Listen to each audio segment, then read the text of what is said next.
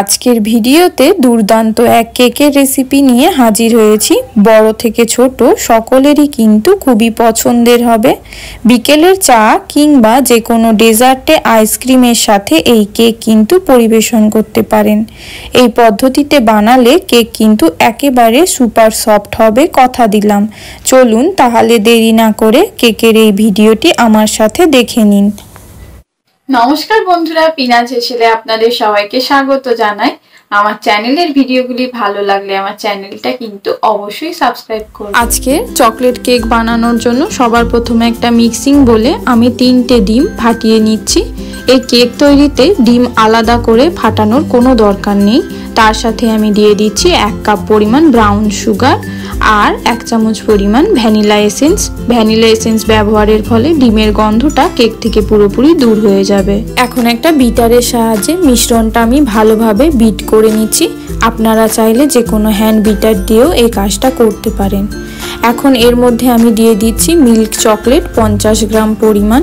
এই milk chocolate দেওয়ার ফলে কিন্তু কেকের স্বাদ দ্বিগুণ বেড়ে যাবে। আর দিয়ে দিচ্ছি 50 গ্রাম পরিমাণ বাটার। এখন বিটারের সাহায্যে আমি বাটার ও চকলেটটাও মিশ্রণের মধ্যে ভালোভাবে মিক্স করে নিচ্ছি। এই কেক তৈরিতে বাটার চকলেট আলাদাভাবে মেল্ট করে ব্যবহার করার কোনো দরকার নেই। ভালোভাবে বিট করা হয়ে গেছে। এখন এর মধ্যে 1/4 কাপ পরিমাণ ময়দা 2 থেকে 3 বারে আস্তে আস্তে একটা স্প্যাচুলার সাহায্যে আমি মিক্স করে নেব। সমস্ত ময়দা একসঙ্গে মিক্স করতে যাবেন না, তাহলে ময়দাটা দলা পেকে যাবার সম্ভাবনা থাকবে। 2 থেকে 3 বারে ময়দাটা মিক্স করে নেবেন, এতে কেকের ব্যাটারটা তৈরিতেও সুবিধা হবে। ময়দাটা পুরোপুরি মিক্স করা হয়ে গেলে এখন আমি এর মধ্যে অ্যাড করে দেব 2 চামচ পরিমাণ কোকো পাউডার।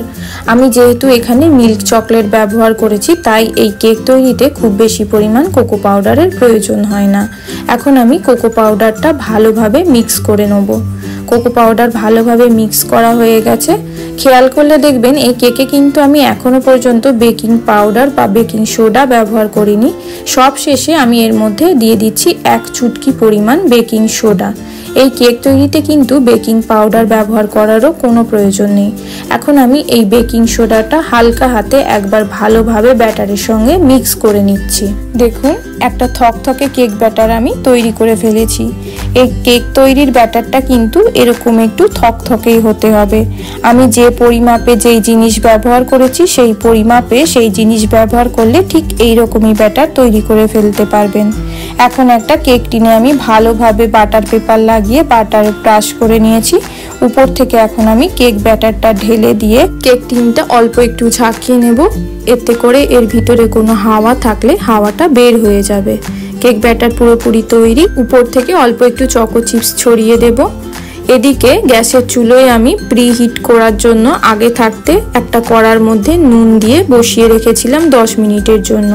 এখন সেই কড়ার ভিতরে আমি কেক টিনটা দিয়ে ঢাকা দিয়ে দিচ্ছি 40 মিনিটের জন্য। ফিরে আসছি 40 মিনিট পর। আপনারা চাইলে মাইক্রোওভেনেও এই কেক বানিয়ে নিতে পারেন। ফিরে এলাম 40 মিনিট পর। এখন আমি একটা টুথপিক দিয়ে চেক করে নেব কেকটা পুরোপুরি তৈরি হয়েছে কিনা। টুথপিক যেহেতু পুরোপুরি পরিষ্কার বেরিয়েছে, তাই কেক পুরোপুরি তৈরি। এখন কেকটা কড়া থেকে বের করে পুরোপুরি ঠান্ডা করে নেব। কেক ঠান্ডা হয়ে গেলে কেকটা আমি ডিমোল্ড করে নিয়েছি। কেকটা দেখুন কতটা সফট হয়েছে। এখন একটা ছুরি দিয়ে আপনাদেরকে আমি কেটে দেখাচ্ছি। ভিডিও ভালো লাগলে চ্যানেল সাবস্ক্রাইব করতে ভুলবেন না কিন্তু।